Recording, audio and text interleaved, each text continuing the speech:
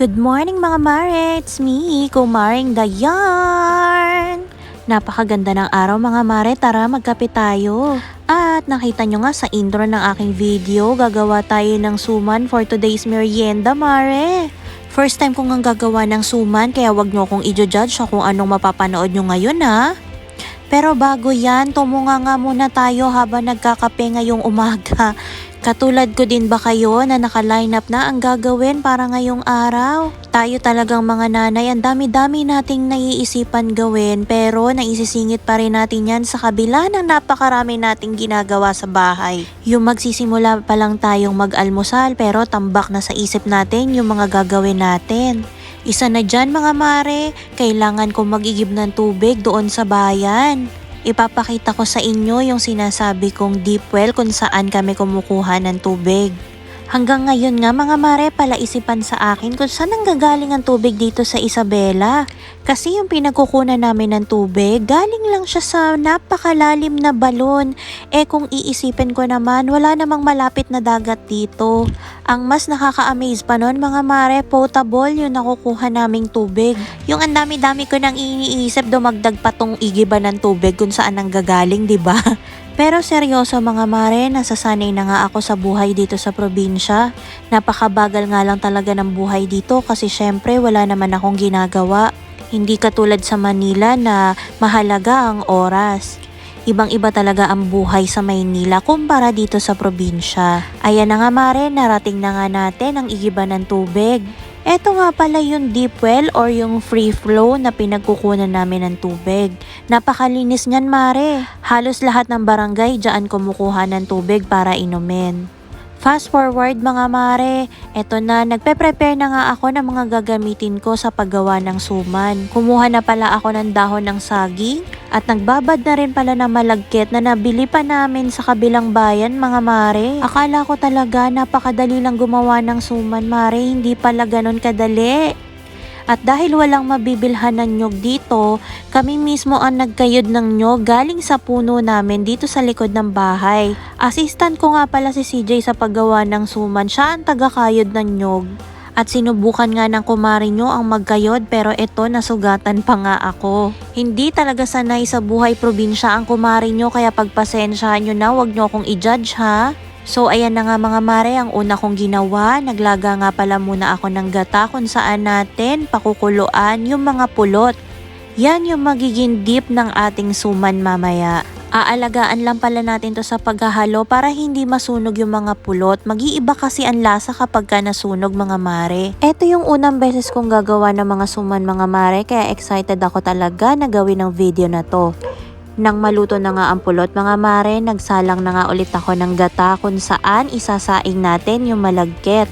1.5 kilo ng malagkit nga pala ang isasaing natin.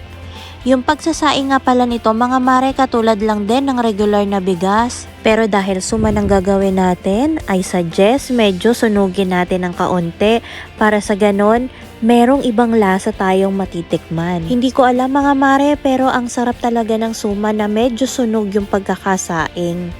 At nang maluto na nga mga mare, eto na, magbabalot na nga tayo.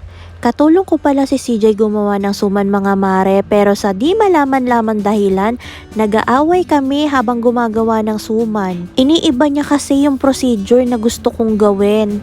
Dahil iba daw kasi ang paggawa ng suman sa kanila. Only to find out mga mare na magkaiba kami ng suman na tinutukoy. Ay naku, sakit sa ulo. Pero dahil hindi nagpapatalo ang kumare nyo, ayan, yung procedure ko ang nasunod kasi sabi ko, suman Tagalog ang gagawin ko, hindi sumang Ilocano. After nga natin mabalot ang suman, inilagay na nga natin to sa steamer mga mare. Disclaimer lang mga mare, ini-steam ko nga pala ang aking suman.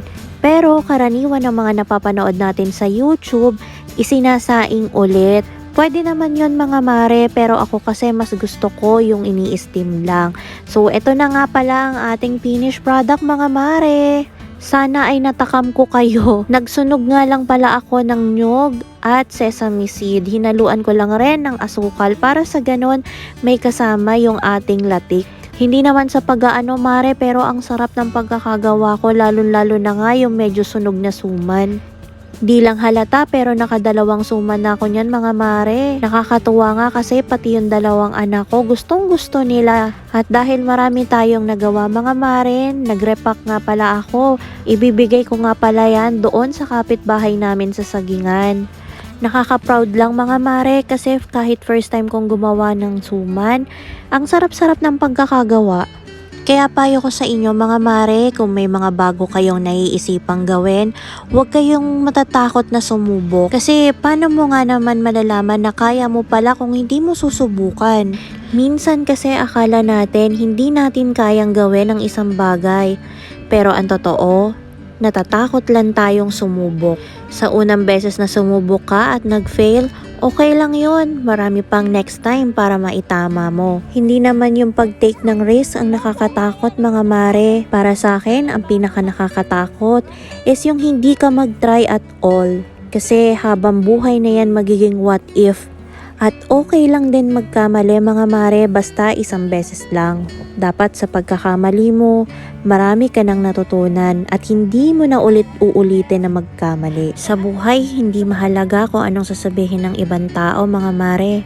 Pag nagkamali ka, take it as a lesson. Baunin mo na sa sarili mo yung mga lessons na natutunan mo sa mga past mistakes na nagawa mo. Hindi naman yung mga mistakes mo ang magde-define sa'yo as a person. Tandaan mo si Lord, countless chances ang ibinibigay niya sa atin.